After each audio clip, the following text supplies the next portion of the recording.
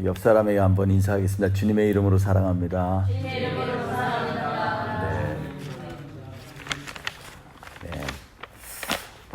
오늘은 우리가 예수 그리스도로 자랑하자는 제목으로 말씀을 나누겠습니다. 그런데 그러려면 먼저 예수님을 알아야겠죠. 그죠? 그래서 우리가 그런 관점에서 오늘 본문에 있는 말씀을 묵상하면서 오늘과 다음 주 연이어서 복음에 대해서 말씀을 나누는데, 특별히 오늘은 복음의 내용에 대해서 말씀을 나누고요. 다음 주에는 복음의 능력에 대해서 같이 말씀을 나누려고 합니다. 우리가 이 세대를요, 한마디로 얘기하면 어떤 세대냐 하면 자꾸 무뎌지는 세상이다라고 얘기할 수가 있습니다. 무뎌진 세상이다라는 거죠. 감동도 덜해지고요. 그리고 또 예전처럼 내 일상에 있어서 어떤 감사나 그리고 뭔가 진한 그러한 표현이나 이런 것들이 점점 줄어가고요. 그리고 다른 사람의 일에 대해서는 무관심한 그러한 세대에 지금 우리가 살고 있습니다. 제가 예전에 대학교 때 친구네 집 제천을 놀러 갔어요. 제천에 놀러 갔는데 겨울이었습니다. 저희 친구 집이 굉장히 그 당시에 그렇게 초가집도 없고 그랬는데, 초가는 아닌데 굉장히 집이 좀 겉보기에 참 제가 가서 오늘 자야 되나 할 정도로 좀 송구스러운 집이었어요. 근데 그 친구를 제가 너무 좋아해서 제천까지, 그 당시에 제천이 얼마나 시골인지 알 수가 없어요. 지금은 제가 안 가봐서 모르는데 많이 변했다 그러더라고요.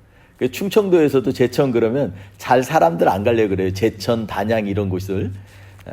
그런데 거기에 친구네 집에 갔는데 친구 그 부모님이 귀한 손님 왔다고 뭐를 대접해야 되는데 대접할 게 없었던 모양이에요. 그래서 저희 친구한테 가서 야, 겨울에 갔다 와라 이러더라고요. 그래서 그 겨울인데, 그래서 제가 같이 이제 가자 그래가지고 같이 갔어요. 개울을 갔는데 개울에서 뭐 하려고 그러지? 이랬는데 개울가에 벌써 이 얼음이, 살얼음이 녹았고요. 안에는 졸졸졸 흐르긴 했지만 얼음이었어요. 그런데 거기 가가지고서 이 괭이 같은 걸로 이 개울가에 있는 돌을 갖다 이렇게 탁탁 쳐가지고 얼음에서부터 흔들려서 그걸 갖다가 돌을 갖다 빼내더라고요. 그래서 이게 뭐지? 그랬더니 그 안에 뭐가 있었냐면 잠자고 있는 개구리가 있었어요. 그래가지고 이거를 왜 이런, 아니 왜 하필 내가 있는데, 이런 생각이 들었어요. 근데 깨구리들이 동면을 하고 있어가지고 이렇게 통통하거나 이러지 않았는데 움직이지도 않았어요. 그래서 그걸 갖다가 이제 몇 군데 해가지고서 한 열 몇 마리를 가지고 왔어요. 가져와서 이걸 뭐 하려나 이렇게 생각을 했어요. 그런데 깨구리를 가지고서 이제 뭐를 하냐면 저녁에 먹는데, 저녁에 탕을 끓인대요. 그래가지고 깨구리 탕을 끓이는데, 탕을 끓이는데 깨구리가 이제 동면에 있다가 얘가 정신을 차린 거예요. 따뜻한 데 오니까 막 그냥 두리뭉거리고 막 버쩍버쩍거리고 막 이러는 거예요. 그런데 물을 갖다가 불에다가 여놓고 물이 뜨거워지기도 전에 거기다 깨구리를 넣는 거예요. 깨구리를 다 넣는 거예요. 그리고 그걸 갖다 뭐 안에를 씻는다든지 뭐 이런 것도 아니고 물로만 겉만 한번 쫙 해가지고 그냥 깨구리 산채로 그냥 넣는 거예요. 근데 엮고 났는데 깨구리가 어떻게 됐을까요? 그냥 앉아있어요. 맞아요. 깨구리가 점점 물이 따뜻해지니까 그게 좋아가지고 그냥 추운 데 있다가 거기니까 얼마나 이제 점점 다리도 오므렸던 게 쭉 퍼지면서, 근데 죽지도 않았어. 그냥 멀뚱멀뚱하고. 근데 조금 있다 보니까 이게 이제 물이 점점 뜨거워지는 거예요. 근데 이 깨구리가요, 물이 점점 뜨거워졌을 때는 이미 감각이 없어가지고 그냥 움직이거나 반응해서 훌쩍 뛰어나가지도 못하고 거기서 그냥 죽게 됐어요. 그래서 그날 저녁에 깨구리탕을 먹는데 그 아버님이 이거는 이렇게 먹는 거야 그러면서 딱 수저로 떠가지고 한 입에 입에다 넣고 씹어서 이렇게 겨울 개구리는 뼈도 약하대나 뭐래나 그래가지고 그냥 씹어서 먹으라는 거야. 그래가지고 한 마리를 간신히 먹었어요. 하여튼 그랬던 기억이 아직까지도 나는 거 보면 그게 충격적인 사실이었던 것 같아요. 제가 왜 이 말씀을 드리냐면 우리가 마치 개구리 애가 따뜻한 미지근한 물을 가운데서 펄펄 끓여서 자기가 죽은지도 모르면서 계속 있었던 것처럼 우리도 이 세상 살면서 영적으로 나도 모르게 무뎌지는 거예요. 우리가 깨어있지 아니하면 우리의 삶도 이렇게 무뎌진다는 것입니다. 무딘 삶의 특징이 있는데 첫째로 뭐냐면 전혀 엉뚱한 반응을 합니다. 말씀에 대해서 엉뚱한 반응을 하죠. 마태복음 11장, 누가복음 7장 29, 35절에 보면 뭐라고 하냐, 예수님께서 이 세대를 내가 무엇으로 비유할까 그러면서 사람이 울어도 같이 따라 울지도 아니하고 피리를 불어도 춤도 추지 않는 이 세대다라고 얘기를 합니다. 사람이 장이 이렇게 돼가지고 사람이 죽었으면 같이 울어줘야 되잖아요. 울지도 않는다는 거예요. 잔치 혼인잔치에 지금 신랑이랑 쫙 오는데 이 피리를 앞에서 불면 옆에서 같이 춤을 춰줘야죠. 그래야 흥이 돋지. 춤추지 않는 세대라는 거예요. 하나님께서 우리에게 생명의 말씀을 주셨는데도 그 말씀에 대해서 전혀 반응도 안 하는 세대. 그게 바로 지금 우리가 살고 있는 이 세대라고 오늘 하고 있습니다. 요즘에 한국에서 키워드가 있는데 그게 뭐냐면 공감 능력이라는 말이에요. 공감을 못한다라는 거예요. 다른 사람이 얘기하는데 공감을 못한다는 거예요. 이게 요즘 정치판에서 아주 유행하는 언어입니다. 정치하는 분들이 백성들의 어떤 얘기를 하든지 어떤 마음을 갖는지 전혀 신경을 안 쓰고 자기가 원하는 것만 한다라는 거예요. 근데 이게 정치하는 사람만 이러겠어요? 우리의 삶도 마찬가지예요. 하나님께서 우리에게 말씀하시는 것들이 있어요. 하나님께서 우리에게 원하시는 게 있어요. 근데 공감을 못해요. 그냥 무뎌지는 거예요. 엉뚱하게 반응하는 거예요. 그리고 전혀 다른 해석과 대안을 하는 세대입니다. 전혀 말씀을 들어도 해석을 다르게 해요. 그리고 대안도 달라요. 여러분, 한 과학자가 이 벼룩에 대해서 분석을 했답니다. 벼룩을 해피려면 벼룩인지 모르겠는데 그 조그마한 벼룩을 가지고 분석을 했는데 과연 이 벼룩이 얼마나 뛰나 보자. 그래서 이거 뛰어 했더니 진짜 벼룩이 뛰더래요. 그래서 다시 잡아가지고 다리를 하나 자르면 어떻게 되나 해서 다리를 하나 딱 없앴대요. 그리고 뛰어 했더니 또 뛰더라는 거예요. 그럼 두 개 하면 어떠지? 뛰어 그랬더니 2개 자르고 뛰더라는 거예요. 3개째 4개째도 뛰더라는 거예요. 그래서 2개 남았는데 그 중에 하나를 딱 이제 하나만 남겨놓고 뛰어 했더니 얘가 잘 못 뛰더라는 거예요. 다리가 하나 남았으니까. 그 과학자가 적기를 뭐라 그랬냐면 이 벼룩은 시간이 지날수록 뛰지를 못한다. 이상한 거죠. 그리고 나서 또 하나를 잘랐어요. 또 하나를 잘랐어. 그리고 벼룩을 뛰어 그랬어요. 근데 안 뛰어. 그래서 다시 한번 뛰어! 그런데 이 벼룩이 멀뚱멀뚱 있는 거예요. 한 번 더 얘기를 하는 거예요. 뛰어! 그런데 안 뛰는 거예요. 이 과학자가 뭐라고 쓸까요? 다리를 6개를 절단을 했더니 청력을 잃어버렸다 라고 얘기를 했다. 귀가 안 들리는 걸로 해석을 하는, 전혀 엉뚱하게 해석을 하는 거죠. 전혀 이게 무슨 다리 문제인데 이걸 갖다가 귀가 안 들린다라고 얘기를 하는 거예요. 근데 이게 우리도 마찬가지입니다. 우리 보러 뿌리 깊은 교회를 세워놓고 너희들 가서 만천하에 복음을 전해, 내가 너희를 증인 삼을게, 이렇게 말씀하실 거예요.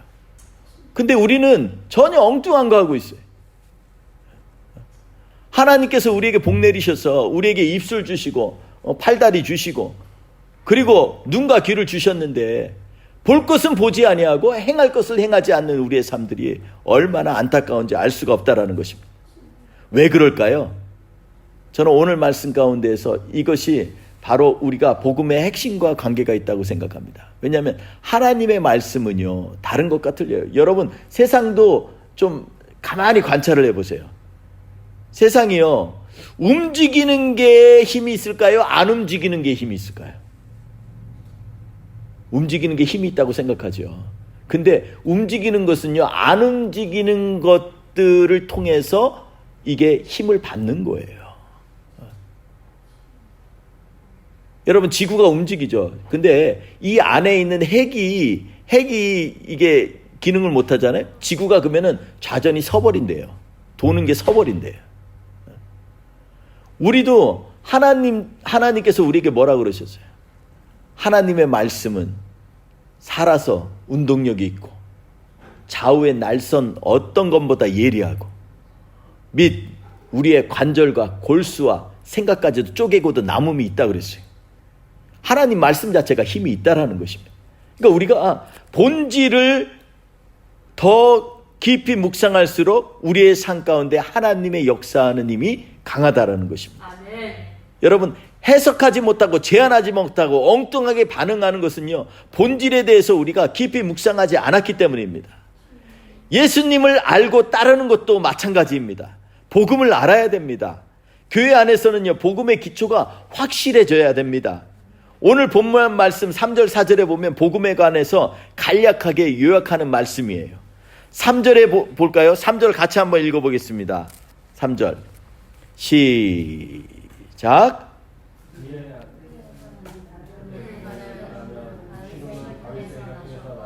다시요. 한번 시작.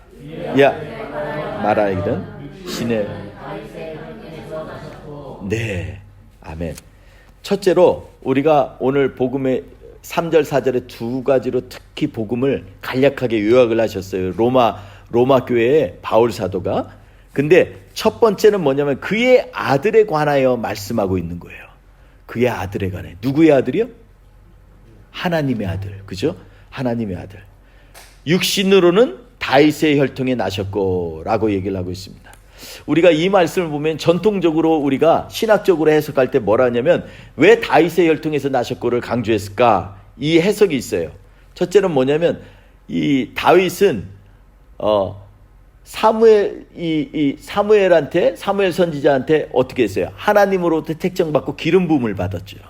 기름 부음을 받았다는 것은 하나님의 종을 얘기를 하는 거예요. 둘째로 다윗은 왕이에요. 그리고 다윗도 선지자의 역할을 했어요. 그리고 다윗의 씨로부터 하나님께서 이 이스라엘에게 복을 주겠다고 했기 때문에 이스라엘 백성은요, 다윗의 씨가 올 때까지, 다윗의 자손이 올 때까지 그 약속을 기다리는 그러한 민족이었다라는 것입니다. 이런 관점에서 보면 우리가 육신의 혈통으로 다윗에게서 왔다라는 예수님의 말씀을요, 그렇게 이해할 수가 있어요. 아, 하나님께서 이 다윗을 통해서 예수님이 그 혈통에서 오신 이유는 그것은 바로 이런 왕권, 하나님의 왕권을 가지셨다는 상징적인 것도 있고 선지자로서의 역사도 감당하실 거라는 것도 있고 그리고 약속의 성취이고 하나님의 기름 부음 받은 종이다, 이렇게 얘기를 할 수가 있다라는 것입니다. 근데 그 다음에 또 다른 해석이 하나가 있어요. 그것은 뭐냐면 세상에서 가장 좋은 족보도 죄로 가득 찼다라는 그것을 얘기하는 것이다 라고 해석하는 경우가 있어요. 자, 오늘 이 말씀을 보면요, 3절 4절에 보면 크게 둘로 나누는 단어가 있어요. 뭐냐면 3절은 육신에 관하여는 이라는 말이 있고요, 4절에는 뭐냐면 성결의 영으로는 이라는 말씀이 있어요. 이게 이 육신에 관하여는 성결의 영으로는 이라는 말은요, 이게 대칭적인 언어예요. 이게 관용어로 어떻게 쓰이냐면 육신에 관하여는 이게 카타사르크라는 것입니다. 그러니까 육신에 관하여라는데 이 카타라는 전치사가요, 두 개가 같이 쓰이면 비유를 하는데 뒤에는 카타 푸뉴마 아기오네스라고 얘기를 합니다. 그러니까 성결의 영으로는과 육신에 관하여는 이게 같이 전치사를 같이 쓰면서 비유를 하는데 반대적인 의미가 생긴다는 거죠. 특별히 성결의 영으로는 성령이 나올 때는요, 그 앞에 육신이라는 말이 부정적으로 쓰여요. 그러니까 여기서 이런 관점에서 보면요, 3절에서 말할 때 이게 오히려 두 번째 해석이 굉장히 중요하다는 걸 우리가 알 수 있어요. 1절 말 첫 번째 해석도 맞는데 또 다른 해석이 뭐냐면 육신의 옷을 입었다는 것에 대해서 이것이 정말로 안 좋다라는 걸 지금 얘기를 하고 있는 거예요. 그러니까 예수님께서 육신의 복음 가운데 육신의 옷을 입었다라는 것은, 이것은 육신에 있는 것에 좋은 것들을 드러내려고 하신 게 아니라 육신의 부패한 것들을 감당하셨다라는 얘기를 하려고 지금 말씀하고 계신다라는 거예요. 그러니까 세상에서 가장 좋은 족보도, 다윗 혈통처럼 좋은 족보가 이 세상에 얼마나 있겠어요. 정말 왕의 족보잖아요. 그러니까 그 족보도 결국은 죄로 가득 찼다는 걸 얘기하려고 하는 거예요. 이거를 잘 얘기한 게 어디냐면 마태복음 1장 1절에서 16절 말씀이에요. 거기에 보니까 아브라함과 다윗의 족보다 이러면서 1절에서 16절까지 쫙 써 있어요. 거기에 몇 명이 나오냐면 42명이 나와요. 첫 번째 14명은 어디냐면 아브라함에서 다윗의 이전까지 14명이고, 다윗 때부터 바벨론 포로될 때까지 14대고, 그 다음에 바벨론 포로 때부터 예수님 때까지가 14대, 토탈 42세대를 갖다가 성경에 쭉 기록하고 있어요. 이거 왜 기록했을까요? 사실 여기에 나온 왕들을, 유다 왕들 보면요, 유다 왕들 중에서 제대로 된 왕이 거의 없어요. 나중에 가면 다 타락하고, 솔로몬 같은 왕도 얼마나 나중에, 다윗이라고, 다윗 피만이 흘려서 성전도 못 졌잖아요. 요아스 때에는 부흥이 있었지만 결국은 그건 한순간에 끝나버렸잖아요. 마지막 바벨론 포로 가서 이스라엘 백성이 완전히 멸망될 정도로 하나님께서 가혹하게 이들을 갖다가 나무라셨잖아요. 왜요? 하나님으로부터 떠났으니까. 그러니까 이 족보를 보면은요, 별로 내세울 게 없는 거예요. 어떻게 보면 이런 관점에서. 여기에 보면요, 또 희한한 게 있는데, 예수님의 족보에만요, 보통 족보엔 남자로 다 나오거든요. 근데 마태복음 1장 1절에서 16절 사이에 보면 여성이 나와요. 여성이 몇 명이 나오냐면 5명이 나와요. 그러니 족보에 여성이 나오면 얼마나 위대하겠어요. 그렇지 않겠어요? 근데 그 5명을 면면히 살펴보면요, 우리가 과연 이분들이 위대하라고 말할 수가 없어요. 첫 번째 아브라함과 다윗의 족보 중에 나온 여성이 누구냐면 다말이에요. 다말은 누구예요? 유다의 며느리예요. 근데 애를 못 가져서 애를 갖기 위해서 자기 시아버지하고 사랑을 해가지고 애를 낳았어요. 그게 예수님 족보에 나와요. 그 사람이 다말이에요. 라합이 누굽니까? 기생 라합 아시죠?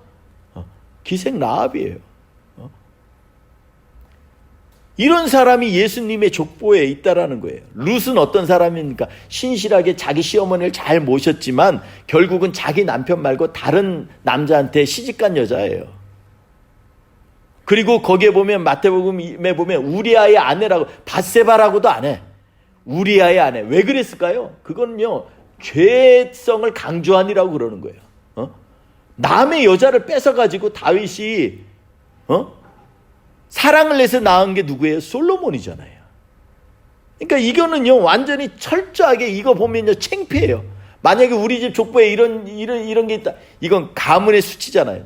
올릴 일이 없잖아요. 근데 왜 의도적으로 이렇게 더럽고 수치한 여성들을, 그 훌륭한 여성들 많이 있었을 텐데 다 이렇게 올렸을까요? 마지막이 누구예요? 마리아예요.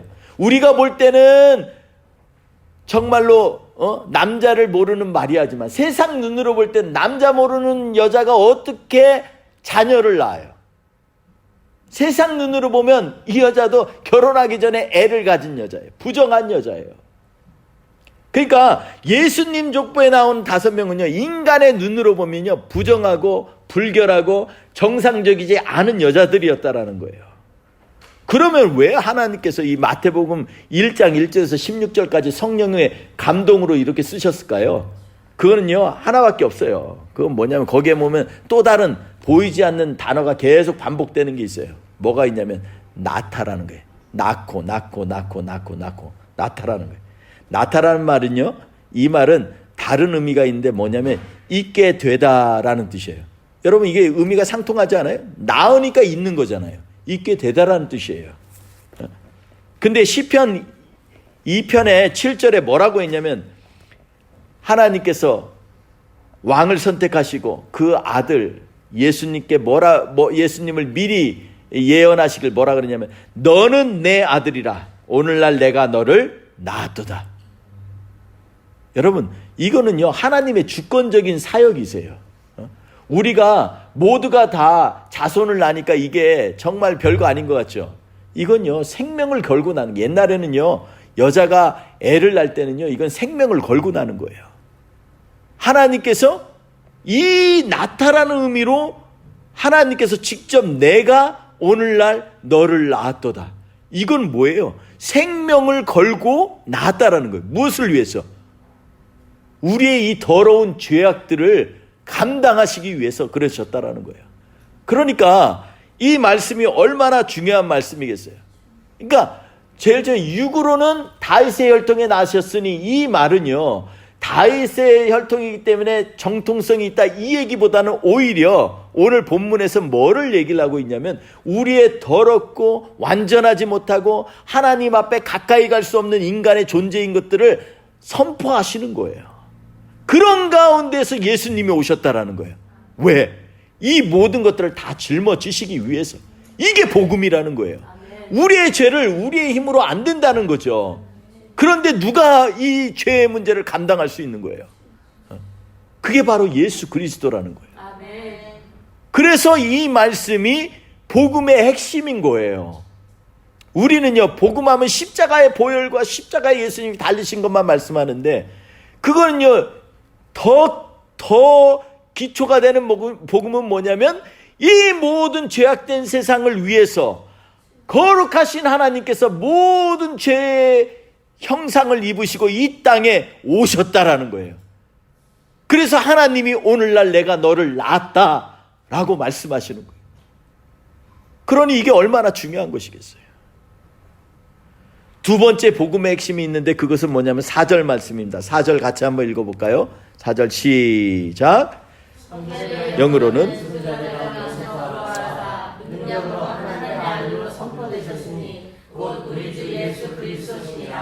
네, 본문 4절에 보면 성결의 영이라는 말이 나오죠. 이 말씀은요 우리가 정말 잘 알아야 돼요. 복음의 핵심이기 때문에 그래요. 우리 교회가 성결교회라서 지금 성결의 영이 나온 게 아니고요 원래 성결의 영이 나와 있기 때문에 우리 교회가 그걸 따라가느라고 성결교회라고 하는 거예요. 왜? 성결이란 말이 원래 어원으로 보면요 거룩하고 똑같은 단어예요. 거룩하고 동일한 의미를 갖는 단어입니다. 그런데 여기에서 쓰임에 따라서 거룩이라고도 표현을 하고 성결이라고도 표현을 해요. 거룩은 어떨 때 거룩이냐면 거룩은 상태를 나타내요. 그래서 거룩이 쓰여질 곳은 하나님밖에 없어요. 왜냐하면 하나님은 그냥 거룩하신 분이에요. 하나님은 거룩 외에 다른 것으로 표현할 수가 없어요. 적절한 말은 거룩 외에는 하나님을 표현할 말이 없어요. 그러면 성결은 뭐냐? 거룩하게 되어지는 과정을 말할 때 성결이라 그래요. 그러니까 우리를 거룩하다고 성경은 하나도 쓰지 않아요. 그런데 하나님의 거룩하신 같이 너희도 거룩하게 되라 할 때 너희도 거룩하게 되라라는 의미를 한 단어로 하면 이게 성결이에요. 그러니까 성결이라는 것은 거룩하게 되어지는 과정이에요. 그리고 이것은 우리 인간들이 하나님을 닮아갈 때 쓰는 표현이라는 것이죠. 그래서 하나님의 백성에게 쓰이는 표현이 바로 거룩, 성결이라는 것이고요. 하나님은 거룩하시고 우리는 성결해야 한다라는 것입니다. 저를 따라 한번 해보겠습니다. 하나님은 거룩하시고, 우리는 성결해야 한다. 네, 이 성결이란 말이요 어디에서 또 쓰이자면 똑같은 말인데 성결로 표현한 게 어디서 쓰이냐면 출애굽기 28장에 보면 이 말씀이 쓰여요. 출애굽기 28장 36절에 보면 뭐라고 했냐면 너는 또 순금으로 패를 만들어 도장을 새기는 법으로 그 위에 새기되 여호와께 성결이라 하고 아론 대제사장에게 얘기하는 거예요. 그 패는 청색끈으로 관 위에 매며 곧 관 전면에 있게 하라. 이 패를 아론의 이마에 두어 그가 이스라엘 자손이 거룩하게 드리는 성물과 관련된 책임을 담당하게 하라. 이 죄책을 담당하게 하라는 거예요. 죄의 책임을 담당하게 하라는 거예요. 그러니까 성결하게 가는 과정에 대해서 말씀할 때 이것은요, 대제사장이 하나님께 나아갈 때 반드시 필요한 것이라는 거죠. 제사장이 어떤 사람입니까? 우리의 죄를 담당해서 대신 하나님 앞에 예배를 드리는 일을 하는 사람이 이 구약시대 때 대제사장이에요. 그러니까 대제사장이 하는 일은 백성의 죄를 대신 하나님께 구하는 사람이고 하나님께 사하여 달라고 간청하는 사람이라는 것입니다. 그러니까 이 죄의 문제를 하나님 앞에 구하는 것이 바로 성결이라는 거죠. 근데 오늘 말씀에 보면 이 성결이라는 이 패를 갖다가 이마에 붙일 때 이걸 어떻게 하면 청색실로요, 이걸 갖다가 양쪽을 다 끈으로 매가지고 모자에 하고요, 이 옷에다가 같이 묶어버렸어요. 흔들리지 않게. 그리고 하나님 앞에 들어가면서 하나님 앞에 제사를 드리는 거예요, 대제사장이. 그리고 온몸에 하나님의 말씀대로 옷을 입고 우림과 둠빛을 이 가슴에 메고, 그리고 모든 거룩한 제사 세마포를 입고, 그리고 하나님 앞에 나아가는 거예요. 그리고 밑에는 뭐예요? 방울까지 매잖아요. 왜? 하나님 앞에 가다가 잘못되면은 이스라엘의 죄를 붙들고 가기 때문에 생명을 놓고 하는 거예요. 대제사장은 그냥 거룩하다 막 이게 아니고, 정말 그 사람은요, 대제사장이 성전에 들어갈 때는요, 생명을 놓고 들어가는 거예요. 소리가 안 나면 죽었으니까 끈으로 끌어내야 돼. 사람이 직접 가지도 못해. 그래서 끈에 묶어가지고서 방울을 달아가지고 대제사장이 성전 안으로 들어가는 거예요. 얼마나 하나님 앞에 들어가는 게 쉽지 않겠어요, 그 당시에. 여러분, 그때 여기에 보면은 이 이마에 패를 이 묶은 실이 청색실인데, 청색실이 이 옷에 연결이 되어 있고, 그리고 패와 모자에 고정시키는데, 이 청색실을 뭐라 그러냐면 테켈렛라고 합니다. 이 테켈렛은요, 히브리어는 단어가 숫자를 얘기해요. 그래서 테켈렛이라는 단어를 갖다가 숫자로 하면은 600이에요. 그리고 8개 실이 있고 5개의 매듭이 있어요. 그러면 이게 전체가 몇 개냐면 613개예요. 이거는 뭐냐면 율법의 전체 합이 613개, 구약에 우리에게 주신 율법이. 그러니까 다시 말하면 뭐냐면, 이 여호와께 성결한 사람이 갈 수 있는 것은 무엇으로 가느냐? 하나님의 율법을 온전히 지킬 때 갈 수 있다라는 거예요. 우리 힘으로는 안 되는 거예요, 이게. 근데 예수님께서 로마서에 뭐라 그랬어요? 나는 율법의 완성이다 그랬잖아요.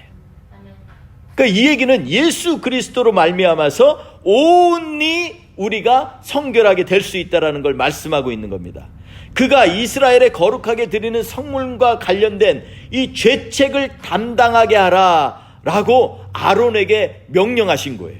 그러니까 이것을 우리가 우리의 힘으로 될 수가 없기 때문에 대제사장이신 예수 그리스도가 우리를 위해서 이것들을 다 짊어지고 하나님 앞에 이 죄악들을 사하기 위해서 행하신 일이 바로 예수님이 십자가에 달리신 사건이라는 거죠.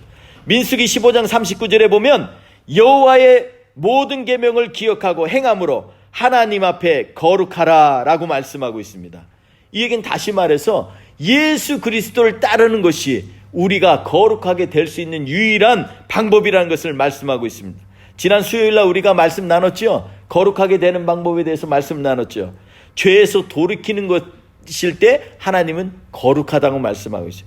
죄에서 분리될 때 그것이 바로 값없이 주시는 은혜, 하나님 앞에 거룩하게 되는 거라고 말씀했어요. 그리고 하나님께서 무조건적으로 우리와 함께 하셔서 임재하실 때 그곳을 갖다가 거룩하다라고 말씀하고 있다라고 우리 지난 수요일날 말씀을 나눴어요. 그러니까 이렇게 우리는요, 예수 그리스도의 은혜로 덮였을 때만이 우리가 거룩하게 된다라는 거예요. 예수 그리스도께서 우리를 사해 주실 때만 우리가 죄의 문제에서 자유케 된다라는 거예요. 예수 그리스도로 말미암아서 그분의 따르는 삶으로 말미암아 세상으로 분리될 때 그때 우리를 하나님은 거룩하다고 말씀하시는 거예요. 이게 바로 성결의 핵심이에요. 누가 이 일을 감당할 수 있습니까? 바로 우리 주 예수님이라는 것입니다. 하나님께서 죄를 뭘로 덮으세요?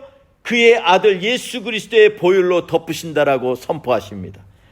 왜냐하면 죄사함이 있은즉 그 죄 사함이 있은지 그것이 무엇으로 할 수 있어요? 생명으로 할 수 있어요. 근데 생명은 어디에 있어요? 그 피에 있느니라. 피를 통해서 피에만이 생명이 있다라고 구약 성경에는 계속 얘기를 하고 있는 거예요. 그러니까 이것을 갖다 종합해 보면 오늘 복음의 핵심은 두 가지인 거예요. 첫째로 우리 모두는 죄악 가운데서 떨어져 나갈 수 없는 죄된 존재라는 것입니다. 그것을 누구만이 할 수 있어요? 죄를 모두 세상 죄를 짊어지는 예수 그리스도만이 감당할 수 있다는 거예요. 두 번째로는 어때요? 우리가 성결의 영으로 오신 예수 그리스도를 맞이해야 된다는 거예요. 이게 복음의 핵심이에요. 왜냐하면 성결은요, 우리가 하나님을 닮아가려고 하는 노력하는 과정이기 때문에 그래요. 그래서 우리가 십자가를 바라보고 누구든지 나를 따라오려거든 자기를 부인하고 자기 십자가를 지고 나를 쫓을 것이니라 말씀하시잖아요. 여러분, 우리가 이 시대에도 하나님의 말씀을 바로 해석하는 것이 필요합니다. 여태껏 내 마음대로 해석했다면 오늘 우리 가운데에선 바로 오늘 로마서 1장 3절 4절에 말씀하신 것처럼 우리로 하여금 하나님께서 주시는 말씀 성결의 영으로 거듭나라. 모든 죄 가운데에서 있었지만 다윗의 혈통에서 나신 예수 그리스도로 말미암아 우리가 죄로부터 승리할 수 있다. 이 복음의 핵심을 잊지 말고 한 주 동안 이 복음을 붙잡고 사는 우리가 되기를 주의 이름으로 축원합니다. 주의 이름으로 축원합니다. 기도하겠습니다. 할렐루야. 하나님 아버지 감사합니다. 우리는요, 하나님 아버지 죽을 수밖에 없는 죄인입니다. 내 힘으로 죄의 문제를 해결할 수도 없습니다. 하나님 아버지, 내가 세상을 움직인다고 생각했지만 하나님 우리의 눈에 보이시지 아니하지만 이 세상의 중심이 되시고 주관자 되시고 모든 것에 역사하시는 하나님께서 이 세상의 주인 되시고 왕 되시고 우리의 소망 되심을 이 시간에 고백합니다. 주님, 그러려면 우리가 복음을 확실히 알아야 되는데 로마서 1장 3절 4절 말씀으로 하나님 우리에게 말씀하시기를 우리가 육신으로는 다윗의 혈통에서 나셨고 그리고 성결의 영으로는 우리가 하나님의 능력 안에서 하나님의 아들인 예수 그리스도로 인정된다라고 오늘 말씀하신 이 놀라운 축복의 고백이 우리의 삶 가운데 있게 하여 주셔서 우리 오직 예수 그리스도로 말미암아 이 세상을 이기고 나아가는 참된 복음의 사람들로 세워 주시옵소서. 예수님의 이름으로 기도했습니다. 아멘.